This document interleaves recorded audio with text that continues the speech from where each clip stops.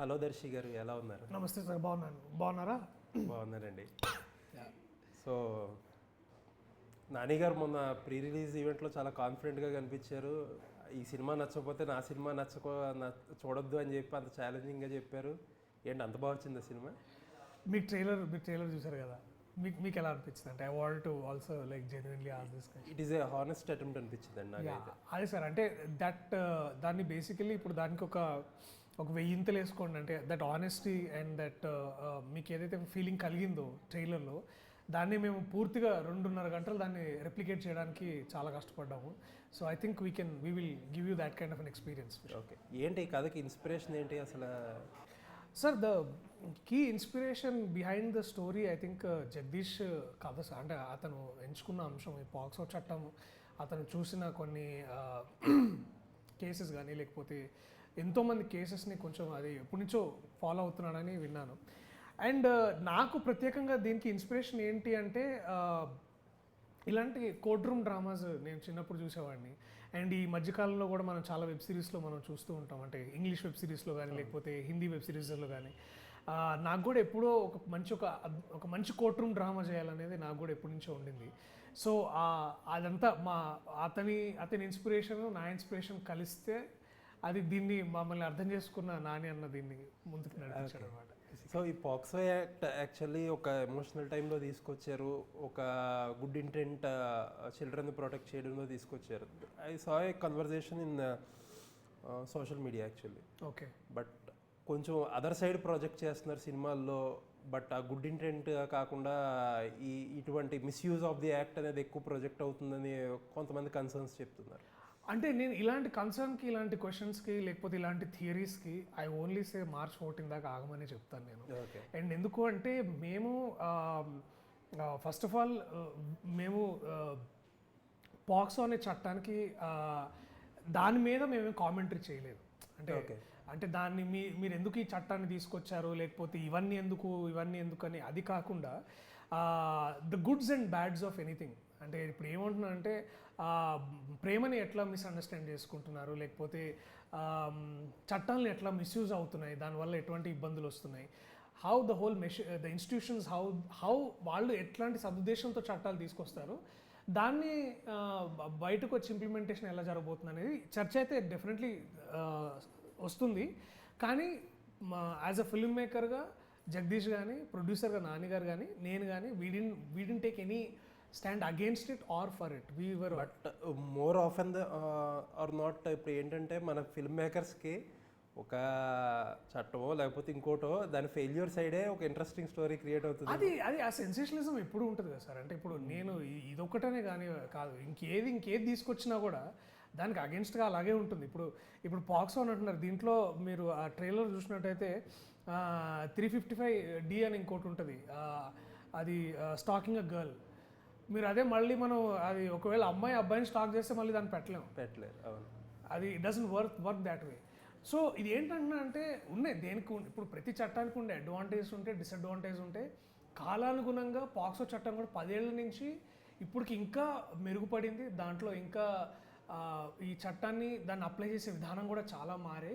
So there are lot of amendments, developments and commentary has happened in the higher courts of the country. So sensationalism కోసం ఏదైనా మాట్లాడచ్చు, ఎంతైనా చేయొచ్చు. But again జ్యుడిషియరీకి వచ్చిన తర్వాత it works on facts and evidences కదా sir, అంతేగా. So అదే మేము చూపించడానికి ట్రై చేసాం. సో అండర్లయింగ్గా ఒక క్యాస్ట్ డిస్క్రిమినేషన్ అటువంటిది ఏమన్నా ఉందా సినిమాలో? అంటే మేము వీడింట్ అండర్లయింగ్గా అంటే ప్రాబబ్లీ ఈ కేసులో ఒక అబ్బాయిని ఇరికించడానికి lower strata, upper strata clear definitely అండి దాన్ని పోర్ట్రేట్ చేసాం. అంటే దాన్ని దాన్ని సటిల్గానే పెట్టామండి దాన్ని. ఎందుకంటే వీ డిడ్ంట్ వాంట్ టు, ఎందుకంటే చట్టాలు అనేవి irrespective of what class, cost, POCSO అనే చట్టం ఎవరికైనా అప్లై అవ్వచ్చు. 1000 కోట్ల వాడికి అప్లై అవ్వచ్చు, 1000 రూపాయల నోడు కూడా అప్లై అయ్యే లాంటి చట్టం ఇది బేసికలీ. అంటే so it does not discriminate as a law. If criminal అనే అతను క్రైమ్ చేశాడని తెలిసినప్పుడు అది వారి మీదకి ఆ చట్టం వారి మీద పెట్టచ్చు, ఆ చట్టంతో వారిని అక్యూజ్డ్గా మార్చవచ్చు. సో ఒక కాస్ట్ డిస్కషన్ కనుక ప్రామినెంట్గా అవుతే అసలు ఈ ప్రాక్సో అనే చట్టం దాంట్లోని సెక్షన్స్కి ఎక్కువ వెయిటేజ్ తగ్గిపోతుందేమో అని దీన్ని మాట్లాడి దీన్ని సటిల్గా వాటిని అంటే వెరీ ఇంట్రెస్టింగ్ కోఇన్సిడెన్స్ ఏంటంటే మనకి ఇక్కడ తెలంగాణలో ఒక అమృత ప్రణయ్ అని చెప్పి ఒక పరువు హత్య ఒకటి జరిగింది, మీకు గుర్తుంటే. అవును, very sad. Very few minutes before this interview actually ఆ ఒక కోర్టు, లోకల్ కోర్టు ఒకటి దానికి జడ్జ్మెంట్ ఇచ్చింది. ఓకే. A1 ఆయన చనిపోయారు, A2 ఆయన చనిపోయారు. ఆయన A2కి ఉరిశిక్ష, అండ్ రిమైనింగ్ 6 పీపుల్కి యావజ్జీవ కారాగార శిక్ష వేశారు. What a coincidence.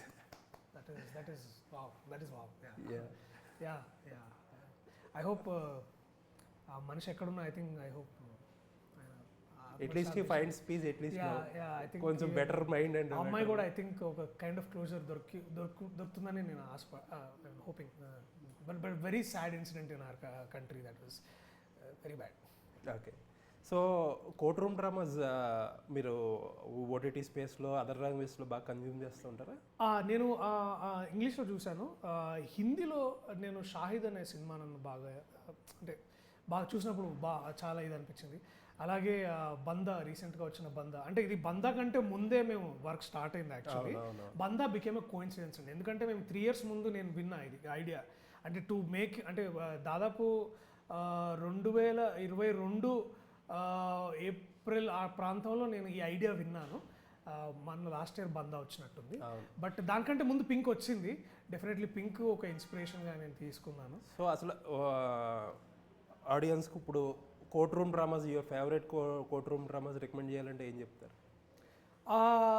నేను డెఫినెట్లీ పింక్ లేదా వకీల్ సాబ్, తర్వాత మలయాళంలో ఒకటి ఉంది మన జనగణమన, అది కూడా నాకు చాలా interesting court room drama.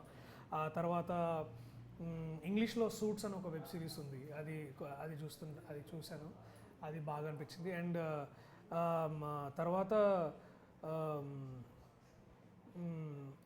When they see us అని ఒక ఇంగ్లీష్ సిరీస్ ఉంది. తర్వాత ఓజే సింప్సన్ది ఒకటి, స్టేట్ వర్స్, ఇంకోటి పేరు మర్చిపోయాను నేను అది. బట్ ఉన్నాయండి, ఒక 4-5 ఉన్నాయి. ఇంకా నాకు టక్కున గుర్తు రావట్లేదు, చూస్తున్నాను కానీ టక్కున గుర్తు రావట్లేదు. ఓకే. సో నాని గారు ప్రీ రిలీజ్ ఈవెంట్లో మాట్లాడుతా this is the greatest court room drama I have ever seen అన్నట్టు చెప్పారు. He specifically used the word great. So అంత గ్రేట్ కోర్ట్ రూమ్ డ్రామాని ట్రైలర్లో అసలు కోర్ట్ రూమ్ డ్రామా చూపిలా సార్? ఎందుకు అంటే మోస్ట్ ఇంపార్టెంట్లీ మీరు చూసినట్టయితే, మీరు ట్రైలర్ చూసినట్టయితే దాంట్లో ఒక కథ మీకు అర్థమయ్యే ఉంటుంది. ఓకే. అంటే ఒక లవ్ స్టోరీ ఉంది, వాడు తల్లిదండ్రి వాళ్ళు అక్యూజ్ చేశారు వీడిని, అట్లాంటి ఒక ఐడియా వచ్చేటట్టు ఉంది. మాది కేవలం పూర్తి కోర్ట్ రూమ్ డ్రామా సినిమా కాదు సార్. మాది also there is a love story, there is a beautiful love story that ఈ పిల్లలు ఇద్దరు ఎవరైతే జాబిలి ఇంకా చందు అనే క్యారెక్టర్స్ చేశారో వాళ్ళది ఒక లవ్ స్టోరీ ఉంది, వాళ్ళకు జీవితం ఉంది. అంటే ఏంటంటే ఒక సాధారణంగా జరిగిపోతున్న జీవితంలో సడన్గా ఇట్లాంటి ఒక ఇబ్బంది వచ్చినప్పుడు కోర్టు ఆశ్రయం కోరినప్పుడు ఒక లాయర్ వచ్చాడు అనేది ఒక ప్రిన్సిపల్ ఐడియాని ప్రొజెక్ట్ చేద్దామని కథ డిజైన్, ముఖ్యమైన కథలో ఉండే మూల కథ ఐడియా అది సార్. నేను కాంటూర్ చెప్తున్నాను దానికి. సో అలాంటిదే మేము పెట్టాం. అంటే వాదనలు ప్రతివాదనలు ఇప్పుడు సినిమా చూసిన తర్వాత మెల్లమెల్లగా వాటిని, అంటే ఆ కోర్ట్ రూమ్లో జరిగే సిచ్యువేషన్ని ఇప్పుడు ఏ ఒక్క డైలాగ్ 2 డైలాగ్స్ చెప్పినా అది ఎంటర్టైనింగ్గా, అంటే హుక్ లైన్గా వాడే కంటే కూడా దాన్ని ఆ ఫ్రెష్నెస్ అలాగే ఉంచి రిలీజ్ దాకా వెయిట్ చేసి జనాలు చూసిన తర్వాత మెల్లగా ఎవరన్నా రిలీజ్ చేద్దామని ఒక ఐడియా. సో ఈ 2.5 గంటల సినిమాలో ఈ లవ్ స్టోరీ ఎంత ఉంటుంది, కోర్ట్ రూమ్ డ్రామా ఎంత ఉంటుంది? ఐ థింక్ ఒక 45 to, అంటే నాకు కరెక్ట్గా తెలీదు టైం చెప్పాను, సగం అనుకోండి సార్. బట్ యూజువల్లీ ఇలాంటి సినిమాల్లో మనం ఏమనుకుంటామంటే ఈ పోర్షన్స్ గమ్మున అయిపోవాలి, గమ్మున అయిపోయాక మన యాక్చువల్ కథ, మనకు court room drama heart of the film ఉంటుంది కదా. But how did you approach it? ఎందుకంటే అక్కడ ఫోకస్ చేసే కొద్దీ ఆడియన్స్ కోర్ట్ అనగానే ఒక court room drama. I think నేను ఎందుకంటే దీని గురించి ఎక్కువ చెప్పలేకపోతున్నాను అంటే, ఒకటి I can confidently say that when Nani అన్న సెట్ గ్రేట్ ఫిల్మ్. ఎందుకు అంటే సార్, కోర్ట్ రూమ్స్ డ్రామాస్ ఎక్కువ మంది ఎందుకు చూస్తారంటే they engaging and relatability factor ఉంటుంది సార్. ఇప్పుడు ఈ రెండు కనుక మనము, ఇప్పుడు కామెడీకి టైమింగ్ ఎంత ఇంపార్టెంటో కోర్ట్ రూమ్ డ్రామాకి ఎంగేజింగ్గా లేదనుకోండి పోతుంది. అండ్ మనకు కూడా ఏంటంటే మన తెలుగు సినిమాల్లో ఉండే మన రైటింగ్ ఇక్కడ చూసే విధానం కానీ ఇక్కడ మనం చిత్రీకరించే రాసే విధానం కూడా ఏంటంటే మనం సమస్యని చెప్తాం, సమస్యకి సొల్యూషన్ కూడా ఉండేటట్టు మనం చూస్తాం. అంటే good bad and the resolution అంతే మన పాపులర్గా మనం చేసేది. కానీ ఇక్కడ ఏంటంటే దాన్ని డిజైన్ చేసిన జగదీష్ ఇక్కడ టాలెంట్ ఏంటంటే his idea of using non linear screenplay స్టైల్లో దీన్ని చెప్పడానికి ప్రయత్నించాడు అనమాట. సో మీకేంటంటే you never feel that so ఆ ఎపిసోడ్ ఈ ఎపిసోడ్ అని కాకుండా ఇంటర్వ్యూనింగ్ సో అట్లా అనమాట. మీకు ఆ ట్రైలర్లో అంటే ఇప్పుడు ట్రైలర్ చూస్తే ఇట్ ఈస్ వెరీ క్లియర్లీ అసలు ఆ కేసు ఏంటి మీకు కట్ చేసిన విధానం కూడా అంతే అనమాట. దీంట్లో ఏ దాపరికాలు లేవు, what you see is what you get. ఇక్కడ గమ్మత్తు లేదు, లాజిక్ లేదు, it's clean, like it's clean, it's very logical, it is clean. Yeah okay. So మీ కెరియర్కి వస్తే చాలా క్యాలిక్యులేటెడ్గా వెళ్తున్నారు బయటికి, but what went wrong with Darling? Sir Darling నేను ఇప్పుడు కూడా అంటే సార్ డార్లింగ్ ఇప్పుడు కూడా on paper it is definitely one of the, అంటే నేను నిజంగా చదివి విని నవ్వుకొని సందర్భాలు ఉన్నాయి. అండ్ ఆల్సో యాక్టర్గా నేను కూడా చాలా ఛాలెంజ్డ్గా ఫీల్ అయ్యాను సార్. అట్లనే సేమ్ ఎందుకు అంటే అట్లాంటి ఒక అమ్మాయి ఉన్న క్యారెక్టర్ని కి ఒక అబ్బాయి ఎక్స్ట్రీమ్ ఆపోజిట్ ఉంటే నాకు వచ్చే రియాక్షన్స్ ఒక యాక్టర్గా ఆలోచించినప్పుడు దీంట్లో నేను పర్ఫార్మెన్స్ స్కోప్ బాగా ఉంది, నేను చేయొచ్చు. తర్వాత ఎదుటి కౌంటర్ యాక్టర్ కూడా వాళ్ళకు కూడా పర్ఫార్మెన్స్ స్పేస్ బాగా ఉంది. ఇట్లా ఆలోచించి దాని కంప్లీట్ అవుట్పుట్ని నేను పూర్తిగా చూడలేకపోయాను. అంటే దాన్ని ఏమంటారంటే ఒక థర్డ్ పార్టీలో ఇది వర్క్ అవుతే ఎలా వర్క్ అవుతుంది అనే దాన్ని నేను పూర్తిగా గ్రహించలేకపోయాను. అది నా లోపం. అంటే నేను అంత స్కిల్ నాకు అప్పటికి రాలేదని అనుకోండి. ఆ తప్పు వల్ల నాకు అర్థమైంది ఒక సినిమాని మనం అంటే ఇప్పుడు ఏమైందంటే దాన్ని ఇంకా సినిమా చిన్నగా చేసి ఉంటే బాగుండేదని తర్వాత అర్థం చేసుకున్నాం. అంటే మేము when we watched the first screening in theatre అప్పటికి లేట్ చేసాం. యాక్చువల్లీ ముందే మేము కూర్చొని ఇంకా దాని మీద డిస్కషన్ చేసి అది చేసి ఉండాల్సింది, అది మేము చేయలేదు. అది ఒకవేళ ఇట్లాంటి తప్పులు కనుక మేము చూసుకొని ముందు నుంచి జాగ్రత్తగా ఉండుంటే it could have at least been a decent watch. అంటే ఇప్పుడు ఏంటంటే దాన్ని మేము ఒక 20 minutes కట్ చేసి మేము ఓటీటీలో పెడితే రెస్పాన్స్ మళ్ళీ చాలా డిఫరెంట్గా వచ్చింది. సో అది నేను పూర్తిగా అవగాహన లేని లోపం వల్ల వచ్చిన ప్రాబ్లం అది. అంటే నాకు ఆ సినిమాతో ట్రావెల్ చేస్తున్న ఒక వ్యక్తి అన్నది ఏంటంటే క్యాస్టింగ్ విషయంలో కొద్దిగా ఛాలెంజెస్ ఎదురైనాయి ఆ సినిమాకి. దానివల్ల ఆల్సో కొంచెం ప్రాబ్లమ్ అంటే ఇప్పుడు మెన్షన్ చేయడానికి బాగోదు కానీ హీరోయిన్ విషయంలో కొంచెం అనుకున్న చాయిసెస్ కొంచెం కాంప్రమైజ్ అవ్వాల్సి వచ్చింది. అంటే ఇప్పుడు ఏంటంటే సార్ నేను ఒక విషయం చెప్తాను సార్. ఇప్పుడు ఏంటంటే చాలా ఎక్కువ మంది చెప్పింది ఏంటంటే సార్ ల్యాగ్ ఒకటి. ఫస్ట్ ఆఫ్ ఆల్ అంటే ప్రతి యునానిమస్గా అందరు రచయిత రివ్యూస్ రాసింది ల్యాగ్. తర్వాత పర్ఫార్మెన్స్ విషయానికి వస్తే అది నా పర్ఫార్మెన్స్కి అన్నారు, ఆ అమ్మాయి పర్ఫార్మెన్స్ కూడా అన్నారు, ఒప్పుకుంటుంది, క్లియర్లీ ఇట్ ఈస్ దేర్. ఏమైందంటే సార్ ఈ ల్యాగ్ అయ్యేసరికి ఈ ల్యాగ్ ఇక ఆ స్టోరీ ఎంగేజింగ్గా లేనప్పుడు ఒక అగ్రవేట్ అయిపోయింది. ఇంకా అది చూసే అబ్బాయి ఏంట్రో చంపుతున్నారు కదా నాయన అన్నట్టు ఆ ఫీలింగ్ వచ్చింది బేసిక్. అది ట్రూత్ సార్. దీంట్లో నేను ఇప్పుడు దీన్ని నేను ఏదో వెనకాల దాచి నాకు వచ్చేది లేదు. ఓపెన్గా ఉన్న విషయం మాట్లాడుకున్నాను. ఏంటంటే లేచి వెళ్ళిపోవడం నేను చూసా మధ్యలో. అది ఎందుకు అవుతుందంటే చూడలేకపోతున్నారు. ఎందుకు చూడలేకపోతున్నారు? కథ ఎంగేజింగ్గా లేదు. ఒక కథ ఎంగేజింగ్గా లేనప్పుడు మిగతా అన్ని ప్రాబ్లమ్స్ పడతాయి సార్. ఇప్పుడు అది అన్నీ అప్పుడు గుర్తొస్తాయి అన్నమాట. సో అది సార్ ముఖ్యమైన విషయం అది. సో దాన్ని ఏం చేసామంటే దాన్ని తీసి దాన్ని కుదించి దాన్ని బాగా చేసేసరికి కాస్త బెటర్ అయిందని ఇప్పుడు చూడండి. అంటే నేను ఒక సినిమా మళ్ళీ 7 months తర్వాత చూసా. మరి నేను అనుకున్నంత అంత బ్యాడ్ ఏం లేదని అనిపించింది. సో అదొకటి. అంటే అదే సార్ ఇప్పుడు నాకు that is a lesson sir. ఇప్పుడు ఏంటంటే కథ బాగోనప్పుడు ఇప్పుడు మిఠాయి సార్ అదొక ఎగ్జాంపుల్. చాలామంది ఏమన్నా 100 రహాలు బాగా చేశారు కానీ అసలు ఏం బాగాలేదు ఆ సినిమా. బాగా చేసినప్పుడు బాగాలేదా అంటే అసలు అది కూడా టైం పట్టింది సార్ అర్థం. ఇప్పుడు ఏంటంటే that scene is not engaging at all. Okay. అప్పుడు ఏమవుతుందంటే నేను ఎంత కష్టపడి చేసినా కూడా తేలిపోద్ది. That is a lesson I learned. Anyways ఆ లెసన్ ఈజ్ ఇంపార్టెంట్. లెర్నింగ్ చాలా important sir. Learning is very important. Luckily నాకు ఇప్పుడు కూడా బాగా కలగని విషయం ఏంటంటే ఆ విషయంలో నిరంజన్ రెడ్డి గారికి పెట్టిన డబ్బులు పెట్టినట్టు వచ్చింది. సో ఆ విషయంలో నేను సో నెక్స్ట్ వచ్చి మీరు కెరీర్ చాలా నీట్గా ప్లాన్ చేసుకుంటున్నారు. కోర్ట్ లాంటి అద్భుతమైన సినిమాలు అంటే good will irrespective of result ఒక గుడ్ విల్ వచ్చే సినిమాలు చేస్తున్నారు. ఇలా కాకపోతే మిమ్మల్ని అభిమానించే వాళ్ళకి ఒక డిసప్పాయింట్మెంట్ ఏంటంటే దర్శి గేమ్ చేంజర్ లాగా అలాంటి సినిమా ఎందుకు చేయాల్సి వచ్చింది? సార్ అది నేను బలగం ముందు ఒప్పుకున్న సినిమా సార్ అది.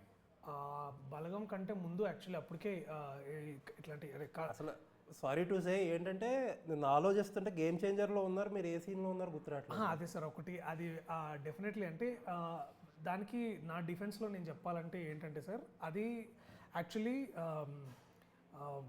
దిల్ రాజు గారు వద్దన్నారు, నన్ను చేయొద్దన్నారు. అంటే ఆ క్యారెక్టర్ చిన్నదిరా, అది అది నాకు ముందే చెప్పారు. నేనే ఎదురెళ్ళి అడిగి సార్ లేదు సార్ నేను చేస్తాను సార్ ప్లీజ్ అని నేనే ఎదురెళ్ళి తీసుకున్న క్యారెక్టర్ సార్. ఎందుకు అంటే నాకు ఆ వ్యక్తులతో పనిచేయడం నాకు ఇంపార్టెంట్, ఆ ఎక్స్పీరియన్స్ నాకు ఇంపార్టెంట్. శంకర్ గారు లాంటి దర్శకుడు, రామ్ చరణ్ అన్న లాంటి ఒక నటుడు, తర్వాత తిరు లాంటి ఒక పెద్ద కెమెరామ్యాన్. అండ్ ఆల్సో ఏంటంటే సార్ నాకు ఎందుకు అట్లాంటి లెర్నింగ్ అంటే సార్ పెద్ద సినిమాలు చేయడం వల్ల కొత్త టెక్నాలజీ, కొత్త కొత్త అంటే ఎక్స్పీరియన్సెస్ వస్తాయన్నమాట. ఆ ఎక్స్పీరియన్స్ నాకు చాలా అవసరం సార్. ఇప్పుడు ఎందుకు అంటే ఇప్పుడు మీరు బలగం చూసినట్టయితే ఇప్పుడు దాకా మీరు ఇప్పుడు ఇప్పుడు ఎకనామిక్స్ గురించి మాట్లాడుకుంటున్నట్టయితే నేను చేసే సినిమాలు బడ్జెట్ అంత ఉండకపోవచ్చు. నాకు చిన్న సినిమాలు నేను చేసేది చిన్న డబ్బులు పెట్టే బడ్జెట్ లాంటి సినిమాలు చేసే వ్యక్తికి అలాంటి ఒక తారస్థాయిలో అంటే అంతమంది ఆ ఎక్స్పీరియన్స్ కోసం నేను ఎదురెళ్ళి అడిగి తీసుకున్న సినిమా. సీన్స్ ఉండేవి, అవి ఎడిటింగ్లో పోయినాయి. But more than anything sir I cherish the moment that నేను ఇప్పుడు ఇప్పుడు సునీల్ అన్నతోటి ఉండడం కానీ సెట్లో, లేకపోతే అంజలిని చూడడం కానీ, లేకపోతే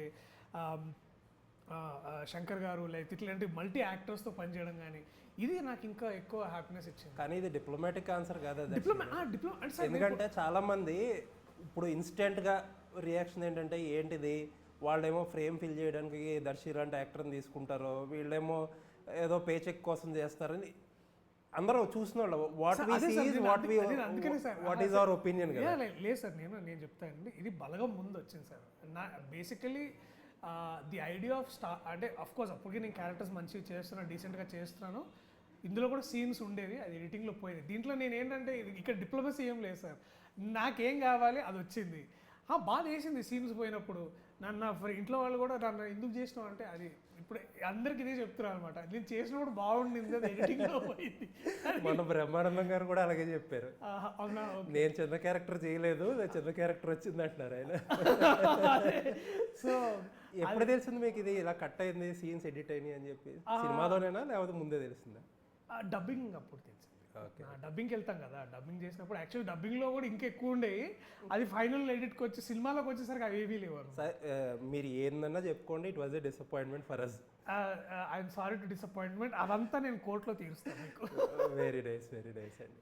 సో కోర్టు విషయంలోకి వస్తే ఇంకో ఛాలెంజ్ ఏంటంటే ఈ మధ్యన ఈ కోవిడ్ తర్వాత వచ్చిన ఒక దరిద్రపు హ్యాబిట్ ఏంటంటే జనాల్లోకి కొన్ని సినిమాలని ఓటీటీలో చూద్దాం అంటే, how do you overcome it? Sir overcome ఏంటంటే సార్ ఇప్పుడు మళ్ళీ వాళ్ళకి ఒకటే గుర్తు, అంటే వాళ్ళకి తెలుసు సార్ ఒకటి ఏంటంటే ఎక్స్పీరియన్స్ అనేది అది ఇంట్లో కూర్చుంటే వస్తుందనే మాత్రం అది ఇంపాసిబుల్ సార్. అది మీకు ఎంత మంచి ఇప్పుడు నా ఇంట్లో కూడా మంచి థియేటర్ సౌండ్ సిస్టమ్ అన్నీ ఉన్నాయి, కానీ నేను కూడా థియేటర్కి మన బయట థియేటర్స్కి వెళ్ళి చూడడానికి ఎందుకు ఇష్టపడతానంటే ఆ ఎక్స్పీరియన్స్ కోసం, ఆ కమ్యూనిటీ ఎక్స్పీరియన్స్ కోసం వెళ్తాం. బట్ డెఫినెట్లీ ఇప్పుడు ఏమైంది అంటే అది బాధాకరంగానే ఉంటుంది. అంటే ఒక పెద్ద స్టార్కి అంత డబ్బులు పెట్టి చూడడానికి వాళ్ళు ఇష్టపడతారు, ఒక నాలాంటి ఒక యాక్టర్కి పూర్తిగా అంటే ఒక 300 రూపీస్ పెట్టాలా, అది ఓటీటీలో వచ్చినప్పుడు చూసుకోవచ్చులే అనేది దాన్ని తీయడానికి నేను I'm only wanting to do better films sir. దానికి నా ఆన్సర్ ఏంటంటే that I wanted to do better films. And నాలాంటి యాక్టర్కి మిడిల్ గ్రౌండ్ ఉండదు సార్. నా యావరేజ్ సినిమాలు ఎవరు చూడ థియేటర్లో, నేను ఈదర్ హిట్ సినిమానే ఇవ్వాలి, అంటే నాకు ఇంకో ఆప్షన్ లేదు. నాకు నేను బెస్ట్ సినిమా ఇస్తేనే ఐ కెన్ ఆస్క్ దెమ్ కొంచెం గట్టిగా డిమాండింగ్ అడగచ్చు, please come watch this in theatres అని. And that is the best way to watch films sir. అండ్ అది వాళ్ళకి తెలుసు, కానీ I only at my defence I can say that I'm giving a best product, best cinema. మీ డబ్బులకి value నేను ఇస్తాను, కానీ మీరు అది సినిమాలో మీరు థియేటర్లో చూస్తే ఇంకా బాగుంటుంది.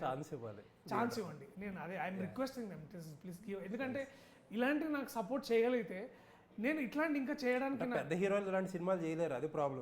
నానిగారే చేయలేరు, ఇది వర్కౌట్. ఎగ్జాక్ట్లీ. సో అలాంటప్పుడు మీరు ఇలాంటి కథలు చూడాలంటే వీటికి కూడా మీరు డబ్బులు పెట్టాలి. అండ్ ఇప్పుడు ఇలాంటి కథలు చేయాలనే బాధ్యత మాకెంత ఉందో ఇలాంటి కథలు నిలబెట్టే బాధ్యత ప్రేక్షకుడికి కూడా ఉంటుంది కొంచెం. Well said. అండ్ ఇంకొకటి ఒక ఫీడ్బ్యాక్ మీ పర్ఫార్మెన్స్ గురించి ఆడియన్స్లో కనిపిస్తుంది నాకు. ఐ డోంట్ నో మీ దాకా వచ్చిందో లేదో ప్లీజ్ తెలియదు. ప్లీజ్ చెప్పండి. ఒక రకమైన రిపిటేటివ్నెస్ వస్తుంది. ఒక డిక్షన్ కానీ లేకపోతే పర్ఫార్మెన్స్ కానీ కొన్ని రోల్స్లో సిమిలారిటీ బాగా రిపిటేటివ్నెస్ కానీ మోనోటనీగా అనిపిస్తుంది అని అంటున్నారు. Okay okay. మీ దాకా వచ్చిందా ఈ ఫీడ్బ్యాక్? నిజంగా రాలేదు, బట్ మీరు అంటున్నారు కాబట్టి I think definitely let me look in to it. అంటే ఒకసారి వెళ్ళి నేను కూడా ఇంపార్టెంట్ ఫీడ్బ్యాక్ కాబట్టి నేను definitely I look in to it. Thank you sharing. Very nice అండి. ఇంకా గ్రౌండెడ్గా ఉన్నారు. That's the best part of it. లేదు సార్, అయ్యో సార్ ఇది నా పని sir. I want to do better sir. అంటే రిపిటేటివ్ వస్తుంది అంటే నేనే చేయను, ఎందుకంటే నేను రిపిటేటివ్ కథలు నేనే చేయను సార్. కథలు చేయట్లేదు మీ పర్ఫార్మెన్స్. అదే sir. So I have to అది నేను I will work on that more. Definitely I will work. Thank you. So next ఏంటండి? నెక్స్ట్ సారంగపాణి జాతకం. అది సమ్మర్ అంటే కొంచెం ఏప్రిల్ రిలీజ్ అని అనుకుంటున్నాం, ప్లాన్ చేస్తున్నాం. దాని గురించి పూర్తి న్యూస్తో వస్తాను. ఎట్లాగో మళ్ళీ ప్రేమంటే అని ఒక సినిమా చేస్తున్నాను విత్ ఏషియన్ ఫిల్మ్స్. నేను Anandi, Janvi Narang is the producer. So అది ఈజ్ షూటింగ్ అండ్ గీతా ఆర్ట్స్లో ఒక సినిమా నడుస్తుంది. So that is these are all currently. So packed schedules అంతే కదా. Very nice talking to you అండి. Happy to see you in this position. Thank you.